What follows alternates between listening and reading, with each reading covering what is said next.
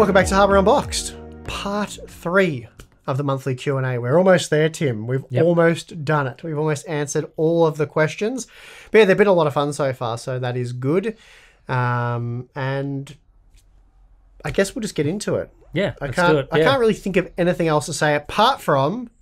Today's video sponsor is Thermal Grizzly and their Cryonaut Extreme, which is now available in a 2-gram syringe. This high-performance thermal paste delivers maximum thermal conductivity thanks to an extremely small particle size and layer thickness. It's also very flexible, capable of standing up to sub-zero temperatures for extreme overclocking, but also performs exceptionally well for air and water cooling applications. So if your CPU or GPU needs repasting, then I suggest checking out the Thermal Grizzly range. Link is in the video description. Since Longhair Steve has blown up a product or two recently, Gigabyte PSU testing, what is your plans for the next thing that you will destroy besides the ASUS GPUs and laptops? I mean, this really comes down to... Well, ASUS has fixed all those products, which is nice. That's right, yes. I'm interested in getting the TUF A15, the new version, just to sort of see what they've done compared to the old version. It certainly looks more impressive. Yeah, I think they're on sale now, but it's just about trying to fit it into our content schedule. But anyway... we don't really go out and hunt products to destroy. I don't think we've ever looked. I don't think any of the products like the ASUS Strix card had no idea about that. The TUF Gaming had no idea about that. The MSI X570 motherboards, had no idea what to expect there. We were expecting the opposite there. That was a real surprise. And then any monitors or whatever you've trashed, it was like you didn't know what to expect. Yeah, so I think it's we could hear about, let's say, for example, Gigabyte PSUs blowing up, and we could go out and buy that sort of thing and then trash it on the channel, but it's not really something that we've done. It tends to be more, we're interested in producing a piece of content like, for example, Z590 motherboard testing, VRAM testing, or in the case of monitors, just reviewing the monitor because they're popular. And it just comes out that some of the products aren't very good, so they require a bit of a destruction. So... That tends to be the way that those sort of videos go. And in the case of something like the TUF A15, that came about because I was using that laptop for other things, testing AMD CPUs at the time. And I was pretty unimpressed with the product that I'd actually paid money for. So that's where those sort of things tend to come down to. And yes, we could probably find some Biostar motherboard from a brand that you don't really test a lot of and hunt it out and find one that has no heat sinks and be like, this thing... it's bloody terrible, but it's not really something that we do here. No. All right, next question is, how is it that there are not many H470/H570 motherboards in the market? Aren't these supposed to be the interim options between BX60 and ZX90, and therefore should have its own market? So why is this the case? Why don't they really exist? I think I'm not the motherboard guy. You have to help me out on these.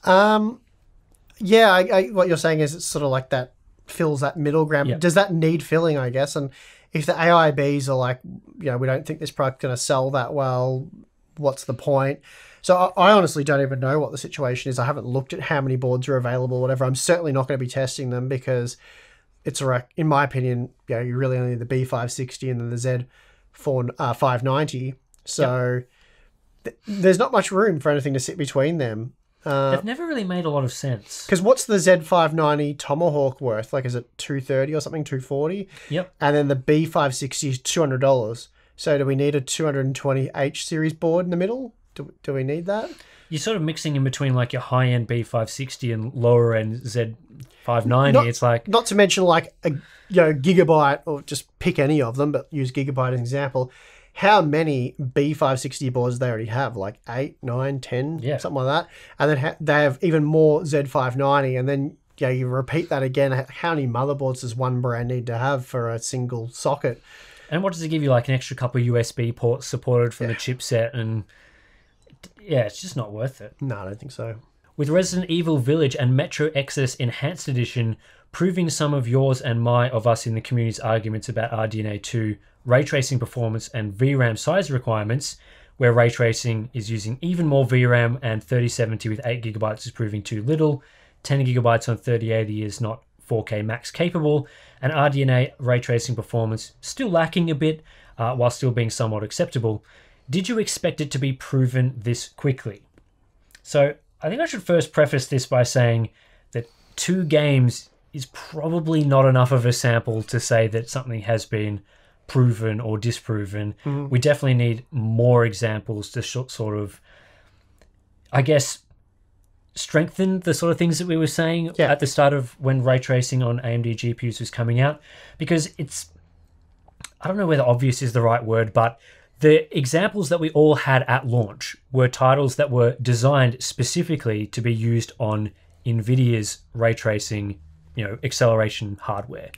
So titles like Minecraft, Control, Battlefield, all those games were developed on NVIDIA GeForce GPUs because you couldn't develop them on AMD GPUs because they didn't exist with ray tracing acceleration. So it was always going to be, especially once we started learning about the differences between the ray tracing implementations where, NVIDIA accelerates things in a slightly different way to AMD. So AMD is going to be stronger with some implementations, NVIDIA is going to be stronger with other implementations. It was always going to take time until we start seeing titles where developers have had an opportunity to use this new architecture and start implementing, ray tracing that works well on these sort of cards. So the fact that we're now seeing Resident Evil Village and Metro Exodus Enhanced Edition performing, as you say, probably not as well as on NVIDIA GPUs, but certainly much more competitive than, say, a Minecraft, where you turn on ray tracing and performance is absolutely obliterated on AMD cards. That it was always going to be a case where something along those lines will happen. Because we've seen it in the past with things like tessellation. I know tessellation hardware did improve over time, but initial implementations went very crazy on tessellation because NVIDIA GPUs were really good at it. And then developers realize, well, first of all, this isn't going to run very well on AMD. But on top of that, maybe we don't need to do as much tessellation to get the level of effects that we want to show in our game. If we're just wasting performance doing all these effects for no reason, then that's bad for everyone. So all these sorts of things are going to impact ray tracing down the line. I think being proven this quickly, I don't necessarily, as I say, I don't think it's necessarily being proven quickly, but I guess the timeline's playing out as it was likely. You've got an example this quickly, let's say. Well, I think the cards have been out for 6 months, so it would make sense that around that mark, some of the games that have been sort of worked on for a little bit, especially Metro Exodus, which isn't a new game. They've redone the lighting system in an existing game, so they could have spent 6 months working their asses off on this, right? So so it could be another year before or 2 years before this becomes a norm. It's kind of like the whole games will require more cores type thing, or moving away from quad cores, which has obviously happened, but we got some early examples of where it was happening, and so some people made out that was the norm, but then it took another year and a half before it was becoming more normal. So anyway. I think we always see early examples of these sorts of things, but I think it was perhaps disappointing to see some people jumping on the early examples of ray tracing on NVIDIA, sponsored titles, for lack of a better word, on AMD cards, and just saying that AMD's performance is horrendous. Because, again, even then, we didn't have that many ray tracing games. We were making conclusions based on 4 or 5 titles that supported ray tracing at the time, which is, like we sort of said, not enough. We didn't have examples, of, let's say, a non-NVIDIA game running with like Reflections, for example. A lot of the AMD games were just using shadows. There was so much to play out there that it was too early to make a conclusion about the performance, which I think we copped a bit of flack about because people wanted us to sort of say, if you use those games, then I think the way we went about it was the way to go about it. We basically said that it's not as mature for obvious reasons. And if you care about ray tracing, effects and whatnot, then buy a GeForce GPU, like Ampere or whatever. It's as simple as that. But that doesn't mean that, it's set in stone and these are always going to be much faster. In a year or two, who knows? I mean, it was almost similar at the start of Turing with ray tracing. I mean, if you'd sort of, let's say we only ever, for the rest of time, had based our expectations on Battlefield 5, then, I mean, what would our opinion have been? Very bad, because at the time, that game was so new, even using NVIDIA's architecture, that we didn't see the best of ray tracing in that game. I mean, your opinion of DLSS would be even more wrong. I mean, DLSS totally changed halfway through, so... That was the worst example of DLSS I think there was, wasn't it? That was very, very disappointing. So it's always about, with these new features supporting new hardware, that the earlier implementations are not going to be the best examples that we have for these cards in the future. And over the lifespan of the card, most people would use it for 3 to 4 years, you would expect some things to change and things to improve and get better. I mean, there's DirectX 12 features we haven't even seen yet, like things like mesh shaders. So what you're saying is technology improves over time?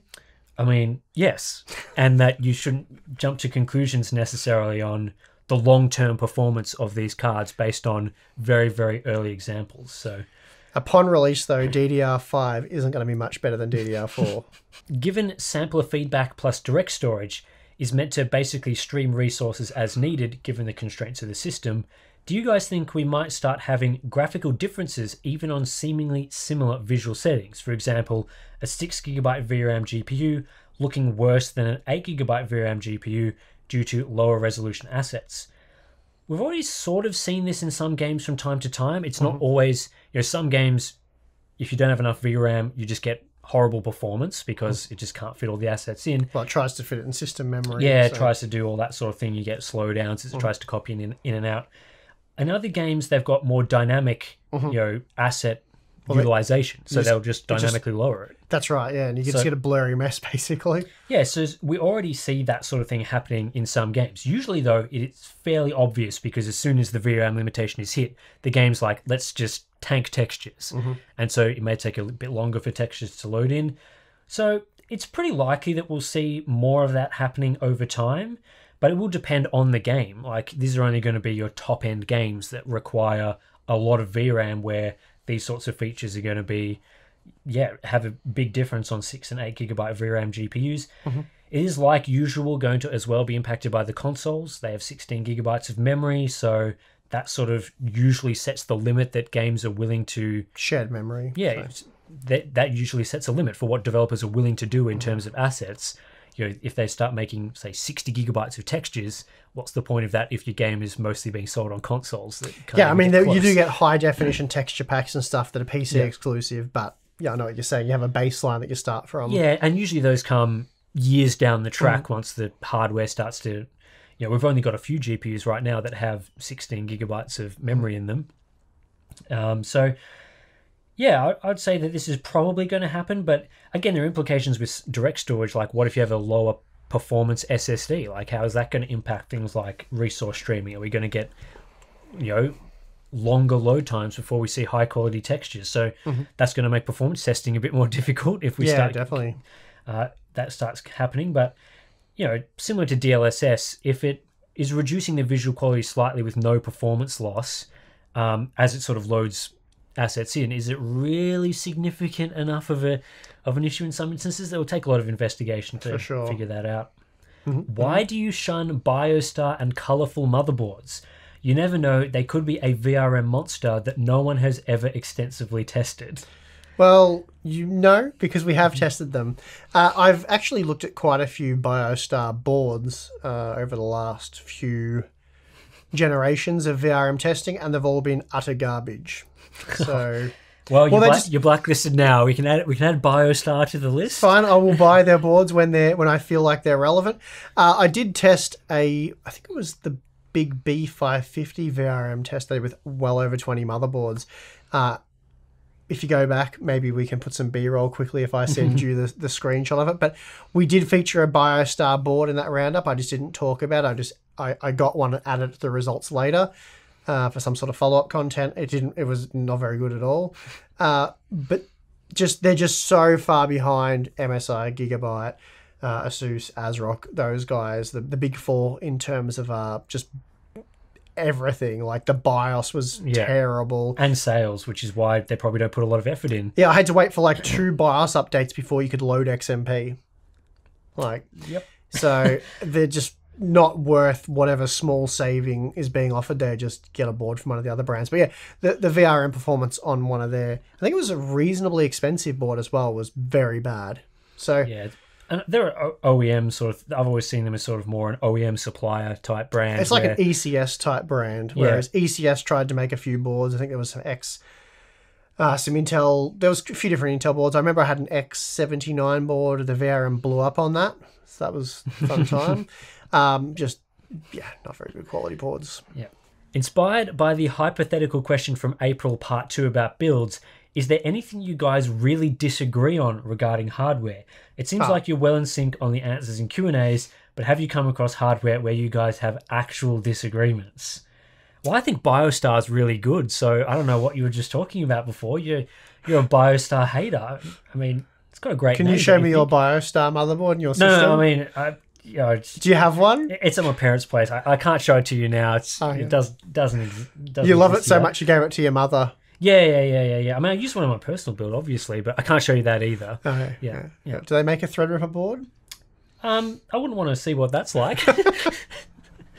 What do we actually disagree on? Not much. In general, I'd say... Well, we both sort of agree that, like, you know, stuff like monitors are important. You know, I've always spent a lot of money on the monitor because I've kept it for a very long period of time. So as far as I'm concerned, it's a great investment. It's better than looking at a garbage monitor, especially when you look at it all day like I do. Yeah.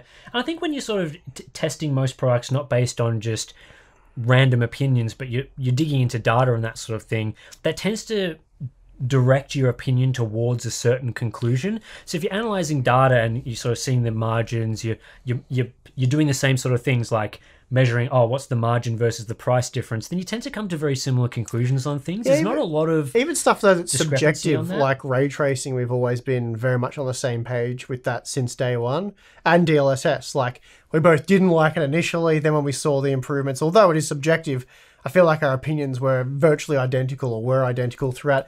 I think the only thing that we've probably, don't even know if this is a disagreement, where we just have, again, it's a difference of preference, is like when it comes to gaming, like you like to use controller for more things than I do. Yeah, I think we did have a disagreement once where I was trying to explain why I used a controller to play Assassin's Creed, and you were saying keyboard and mouse was better. I'm like, well, that came up because someone in the comments was saying, I can't believe you'd play that game without a controller. I think it was like Rocket League or something like that. You were playing Rocket League with a keyboard and mouse, which I totally agree. You do not play Rocket League with a keyboard and mouse. It's horrible. I'm sort of of the opinion, anything like a Rocket League type game, a car racing type game, I would use a controller. But for Assassin's Creed, which is a game I wouldn't play anyway, so my opinion on it really doesn't matter too much, but I would use a keyboard and mouse. And people were saying, because, you know, there's so many combo things you do. Yeah, I just find it a bit easier on a controller for combos. But I mean, that's not really a significant disagreement, is it? It's not really a significant disagreement, but like my background there is games like StarCraft and Fortnite, where you need an extremely high APM to get anywhere. So I'm used to mashing dozens of keys on a keyboard. So the controller, I would be worse with the controller. A controller would be horrible for any sort of strategy game, like really bad. Yeah. I don't know how RTS games have been on consoles, and I don't know how it works.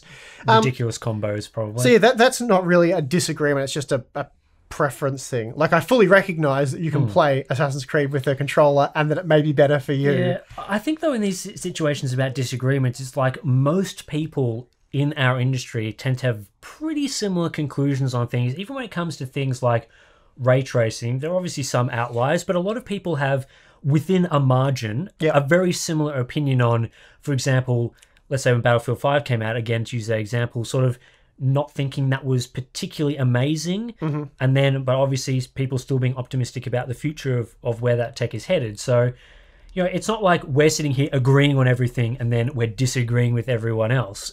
It tends to be most people who do this sort of thing have pretty similar opinions on a lot of stuff. At least they're not different enough that it would create a significant disagreement.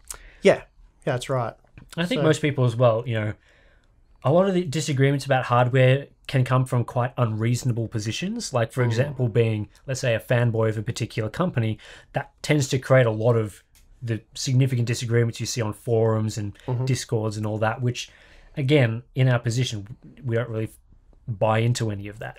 So that it makes it much less likely to come down to, you know, oh, you don't like ray tracing because you're NVIDIA or whatever, or, you know, because you hate NVIDIA or something like that. Or so that stuff never really comes into it, which I think helps out a lot and makes it so that any discussions we do have are based in like a reasonable foundation. So apart from you being a monitor fanboy and mostly doing monitor coverage, it's still good. Long question coming up. Is there a significant performance difference between aftermarket overclocked edition graphics cards to the corresponding non-OC editions? To what extent are you losing out if you buy a non-OC edition versus the OC edition counterpart?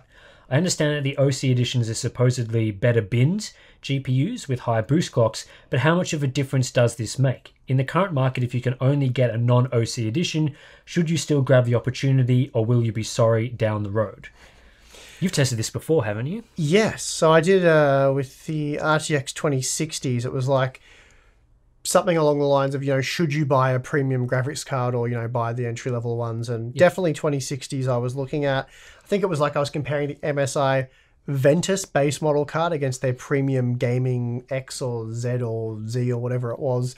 Long story short, buy the base models if you care about value, because as long as it's, there are some bad base models, for example, but generally speaking, the base model is the way to go. So the card near the MSRP or very near the MSRP. I think I said in that video, do your research. Obviously, if there's a card that's $10 or $20 over MSRP, if we're talking about, $300 cards, for example, and it offers significantly better thermals than all of the entry-level cards, then, maybe that's worth getting.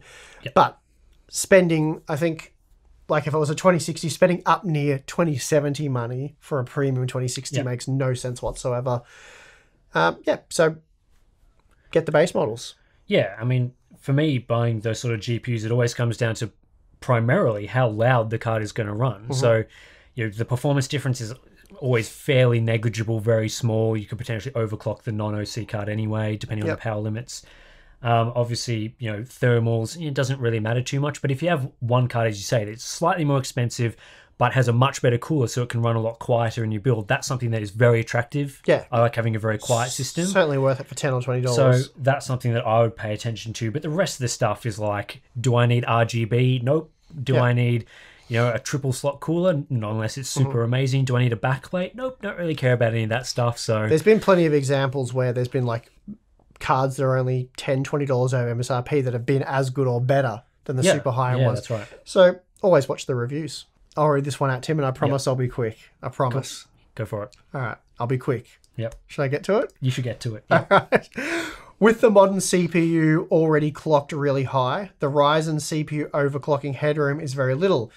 Is it worth paying more for K or X series SKUs? So they sort of specifically mentioned Ryzen there, but then mentioned K. So I'm going to take this as more of a general Intel AMD thing, which doesn't really change it anyway. Not really worth it, basically. I think we talked about this earlier, as I said, but basically, if there is a non-X model of a CPU, we've always recommended that from Ryzen.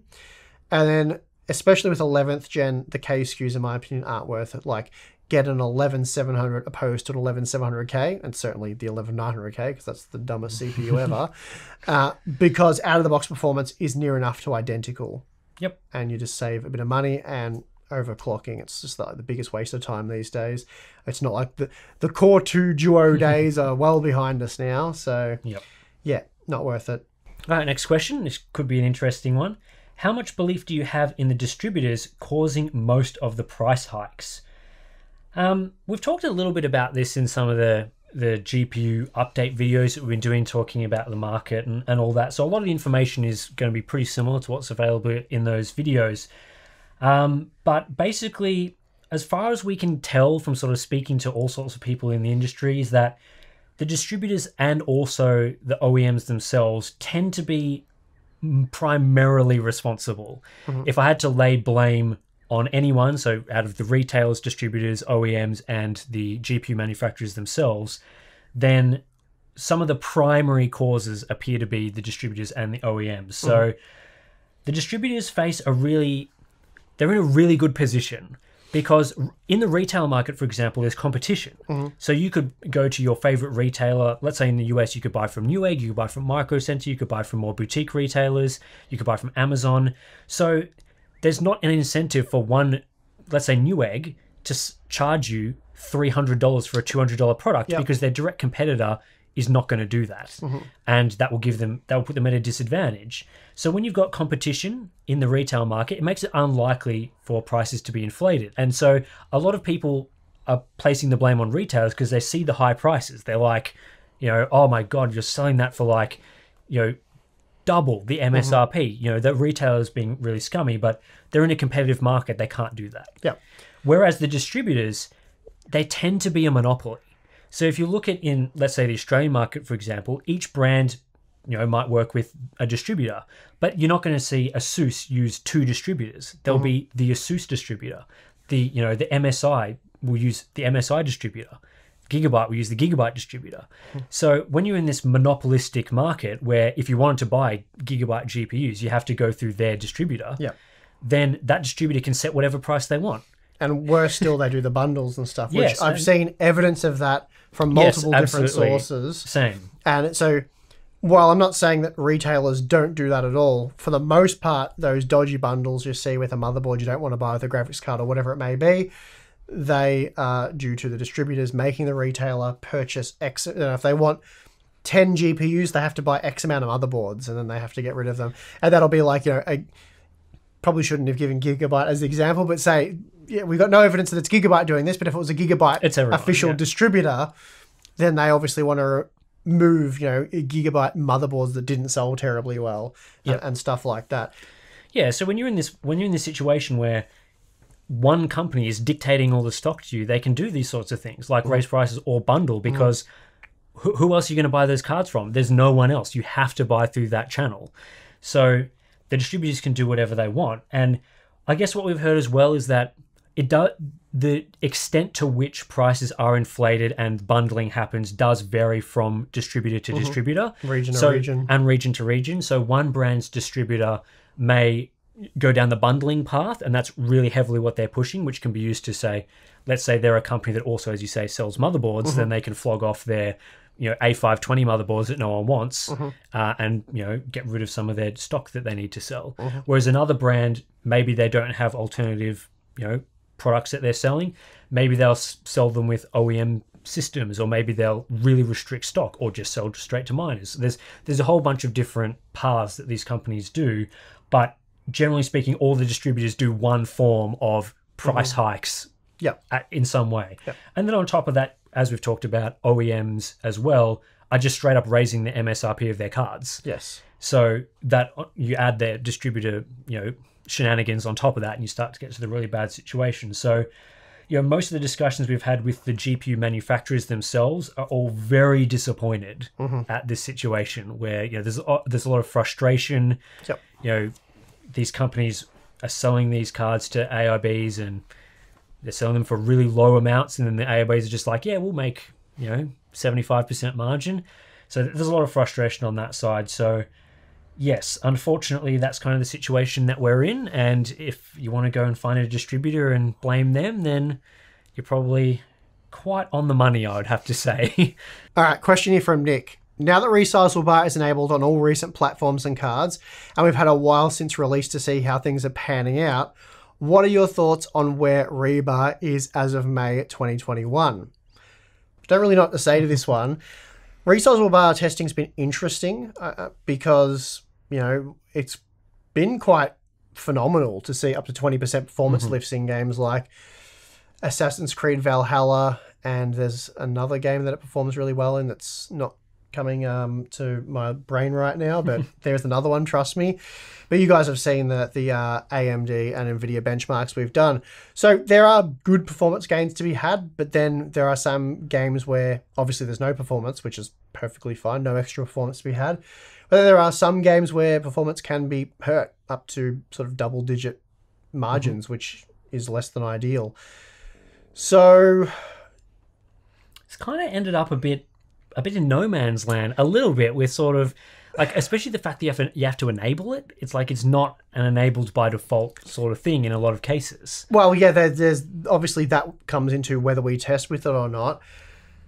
But the fact that it can mess with performance and give you some weird results, like Watch Dogs Legion, we saw some funny things there where it sort of created this weird bottleneck almost with it enabled. So I'm not sure what was going on there. So we're just at this point where, because it hasn't been widely supported and games haven't been developed with it in mind, that we get some weird anomalies in some games. But I think if, it was a situation where I really liked what NVIDIA claimed with their implementation, where they had a whitelisted, selection of games, and then if it wasn't on that list, then it just didn't enable it by the GPU profiler. But in my testing, that certainly didn't seem to be a feature that existed. I don't know if things have changed since then.